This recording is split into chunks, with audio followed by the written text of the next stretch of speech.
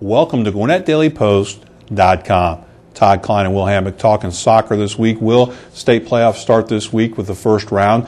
Talk about every team needs a player to get them going in the state tournament. Talk about three individuals that you think, boys and girls, that'll make the biggest difference in the playoffs. I'd like to start with the Brookwood girls. I think Washita Blackman's a dangerous striker up top.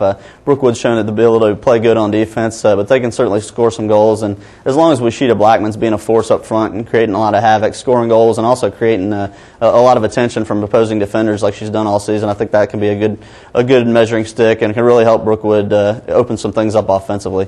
Also, I think a couple of guys at Collins Hill, their central midfielders, Dominic Bonilla and Zach Wallingford, they're the guys that have the experience of being on these last few state championship teams. If they want a third straight state championship, those guys really have to be involved in the offense, getting things going. I know Collins Hill's got a lot of other players that are very talented, but those guys need to lead the way and create opportunities for some very good young strikers.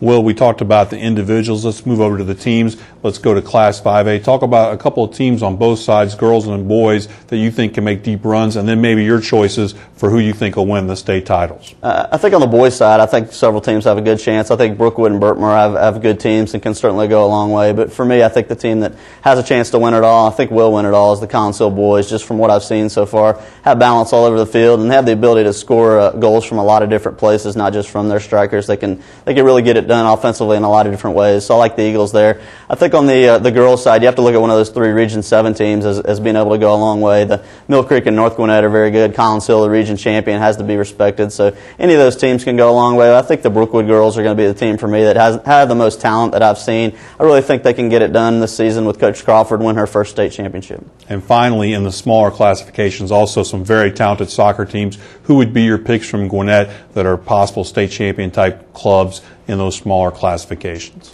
I think both the GAC teams, the boys and the girls, are loaded. I think this may be the year that we see a double and see GAC win both the boys and girls titles. The girls have never won it. It's going to be tough sledding, but I think they can do it this year. They have their best defense ever, have some good goal scorers on offense, and for GAC, they have a very good midfielder, Stuart Aberhart. Denzel Clark is an exceptional forward. He's been scoring goals like crazy so far this spring. So I look for GAC to double. And then also at the smaller level, the Providence boys in Class A. I think the Providence boys have done great all season. That's a team that can win a state championship. They have a lot more speed than they've had in recent seasons. So look for the Stars to win in Class A. Well, that's all the time we have for this week. Please check back next week at GwinnettDailyPost.com for more Talkin' Sports.